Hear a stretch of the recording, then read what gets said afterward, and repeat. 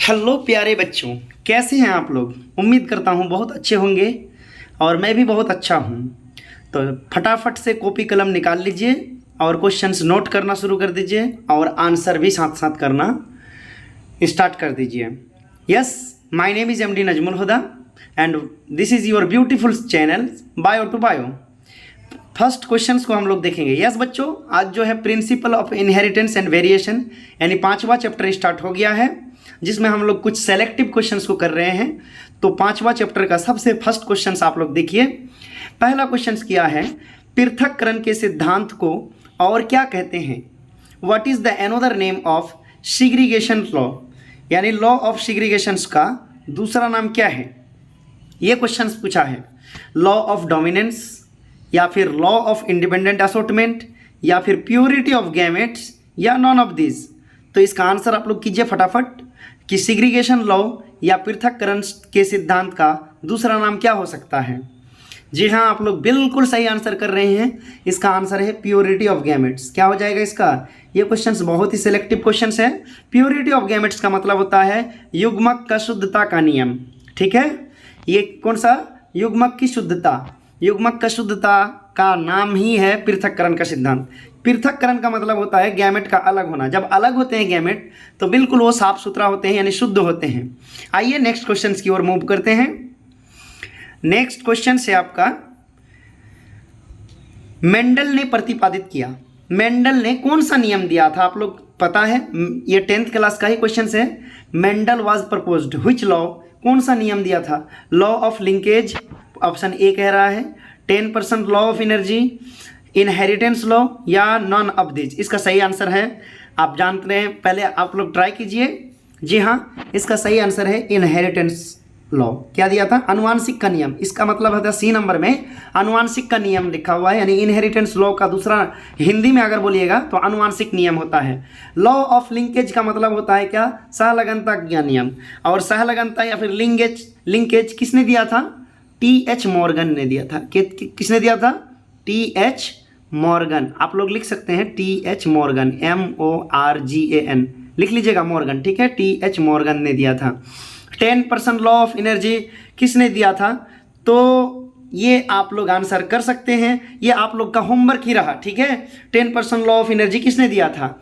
हालांकि ये इकोसिस्टम का क्वेश्चन है, आपको मैंने क्लू दे दिया, चैप्टर नंबर 14। ठीक है, 14 नंबर चैप्टर में जाइएगा। 10% एनर्जी लॉ किसने दिया था, ये होमवर्क है आपका, SW है, आप करके कमेंट कीजिएगा। थर्ड नंबर क्वेश्चन की ओर हम लोग मूव कर रहे हैं। क्वेश्चन से अनुवांशिक के जनक कौन है। लो भाई, एकदम पिद्दी सा क्वेश्चन है, छोटू सा क्वेश्चन है। फादर ऑफ जेनेटिक्स है कौन, आप सब जानते हैं। क्या आंसर हो जाएगा इसका, G.J. मेंडल, यानी ग्रेगर जॉन मेंडल हो जाएगा। क्या आंसर हो जाएगा, ग्रेगर जॉन मेंडल। वैसे चार्ल्स डार्विन क्या है, चार्ल्स डार्विन ने प्राकृतिक सिद्धांत का नियम दिया था। क्या दिया था, प्राकृतिक सिद्धांत का नियम दिया था। मैं लिख देता हूँ यहाँ पे, नेचुरल सिलेक्शन दिया था। क्या दिया था बेटा, नेचुरल सिलेक्शन। ये आपका याद हो जाना चाहिए, नेचुरल सिलेक्शन। नेचुरल सिलेक्शन दिया था, कहने का मतलब प्राकृतिक सिद्धांत। टी.एच. मॉर्गन थॉमस मॉर्गन क्या दिया था, आपको पता है, लिंकेज दिया था। क्या दिया था, लिंकेज दिया था। ह्यूगो डी ब्राइज क्या दिया था। ह्यूगो डी ब्राइज जो होता है, ये भी एक साइंटिस्ट है, इन्होंने म्यूटेशन दिया था। क्या दिया था, म्यूटेशन का थ्योरी या उत्परिवर्तन दिया था। उत्परिवर्तन जिसको कहते हैं, ठीक है, म्यूटेशन, एन लग जाएगा यहाँ पे। ये म्यूटेशन जो दिया था किसने दिया था, ह्यूगो डी ब्राइज ने। तो उम्मीद करता हूँ ये क्वेश्चन आपको समझ में आ गया है, अनुवांशिक का नियम किसने दिया था। नेक्स्ट क्वेश्चन की ओर हम लोग मूव कर रहे हैं।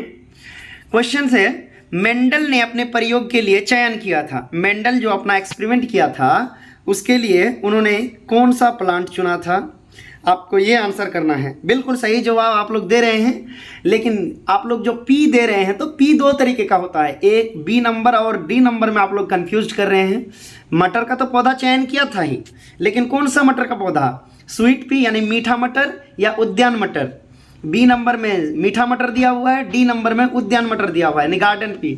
तो इसका सही आंसर हो जाएगा क्या, D नंबर हो जाएगा, गार्डन पी। इसी को हम लोग उद्यान मटर कहते हैं, क्योंकि गार्डन का मतलब बगीचा या उद्यान होता है। ठीक है, और स्वीट का मतलब क्या होता है, मीठा होता है। तो इसका आंसर क्या हो जाएगा, गार्डन पी, यानी बुद्यान मटर हो जाएगा। ठीक है, यानी डी नंबर आंसर हो जाएगा। नेक्स्ट 5 और आखिरी सेशंस का ये क्वेश्चंस है, इसको बहुत ही आप लोग बेहतर तरीके से कीजिए। क्वेश्चंस ये है कि मेंडल ने अपने एक्सपेरिमेंट के लिए कितने ट्रीट्स का एसटीडी किया था या कितने कैरेक्टर्स का। देखिए कैरेक्टर और ट्रीट में ये है, लेकिन लक्षण आप लोग ये कीजिए, लक्षण कितना लक्षण लिया था। तो आप सब जानते हैं कि मेंडल ने अपने एक्सपेरिमेंट के लिए 7 लक्षणों का क्या किया था, चयन किया था। और 7 कौन सा ऑप्शन में है, आपका सी नंबर में है, 7 दिया हुआ है। ठीक है, क्या दिया हुआ है, 7 दिया हुआ है, तो यही आंसर हो जाएगा, यानी कहने का मतलब ऑप्शन नंबर सी हो जाएगा। उम्मीद करता हूँ आप लोग को वीडियो बहुत अच्छा लगा होगा और आप लोगों ने सही से क्वेश्चंस भी किया है। आज का क्वेश्चंस बहुत ही इजी था। अगले सेशंस का क्वेश्चंस देखेंगे हम लोग कैसा है।